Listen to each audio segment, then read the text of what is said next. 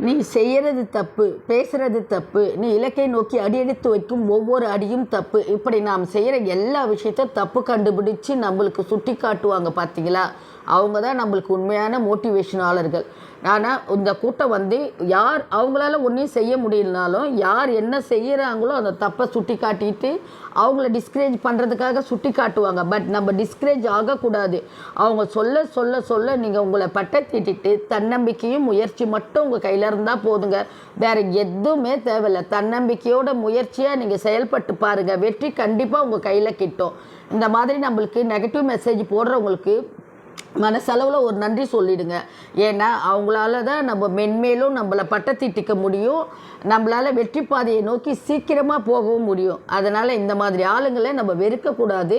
அதுக்காக அவங்கக்கிட்ட போய் நான் இப்படி தான் நான் இது மாதிரி எதுவுமே சொல்லக்கூடாது. அவங்க போடுற மெசேஜ் எடுத்துகிட்டு நீ முன்னேறி